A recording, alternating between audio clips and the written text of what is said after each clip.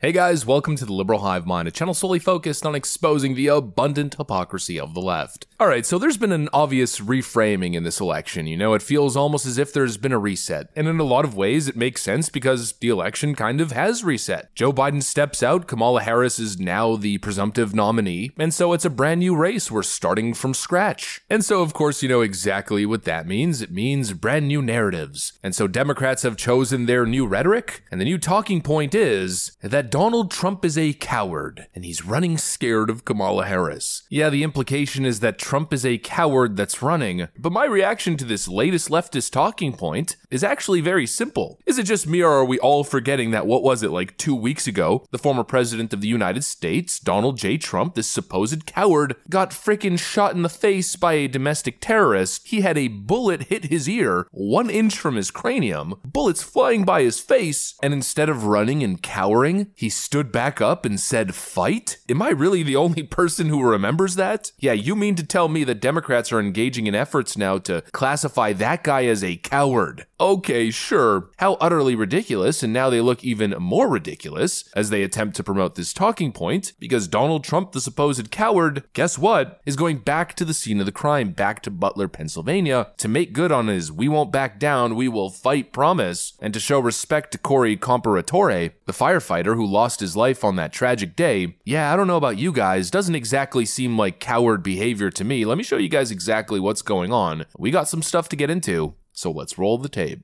Alright friends, so this is the man that they tell you is supposedly a coward. Former President Donald J. Trump writes on Truth Social, "I will be going back to Butler, Pennsylvania for a big and beautiful rally, honoring the soul of our beloved firefighting hero, Corey, and those brave patriots injured 2 weeks ago. What a day it will be. Fight, fight, fight. Stay tuned for details." You heard it from the man himself. He's not backing down, he's not running away. Not only did he get up on that stage after being frickin' shot at, but he's now going back. There's only one way to describe this man. He is an absolute badass. And I, for one, refuse to let the Democrats shift the narrative. Not gonna happen. It's obvious what they're up to. There was the attempt on Donald Trump's life. Let's call it Plan Z. This plan, of course, failed, and it led to a Donald Trump surge, the likes of which has never been seen before. And so what was the response? Well, obviously the Democrats had to do something big. How to distract the public from martyr Trump, who's surging in the polls? Well, have the current president drop out of the race. That'll certainly distract people. It feels almost as though people forgot about the shooting. All of a sudden, everybody's distracted and everyone's focused with the media's new shiny toy. And obviously the Democrats are trying to take advantage of this situation. They don't want Donald Trump appearing heroic, strong, brave. No, they're trying to paint him as a coward now. The last debate, Martha, happened when both candidates were not their confirmed nominee either. So what has changed is my question. I think the obvious answer is Donald Trump is afraid. He's afraid of this change. He's acting like it. Listen, I'm a combat veteran. I know fear and fatigue when I see it. You could not have a clear contrast between Kamala Harris and Donald Trump. And let me tell you something. He's pretty afraid. Y'all see, he's backing out of the debate now. He's afraid to stand toe-to-toe with our vice president. On this specific date, and now he's pulling out. And of course it shows that he's afraid. It shows that he knows if the two of them are on a stage together, it's not going to end well for him. Yeah, apparently Donald Trump's a coward now because he's ducking the debates. A very interesting narrative, to say the least. Of course, some people are eating it up without any question, but hopefully there's enough people with their heads screwed on straight to remember recent history, as recent as 2 weeks ago. And well, if they don't remember, I guess Donald Trump is now on a mission to jog your memory a little bit. It's yet again another laughable leftist premise. The idea is that Kamala Harris is signing on to the debates and Donald Trump is running away. They're saying that based on this clip. So many of you have been asking me about the debate, and I'll tell you, I'm ready to debate Donald Trump. I have agreed to the previously agreed upon September 10th debate. He agreed to that previously. Now it appears he's backpedaling, but I'm ready. And I think the voters deserve to see the split screen that exists in this race on a debate stage, and so I'm ready. Let's go. Will you do it on Fox News? Comment on the protest yesterday.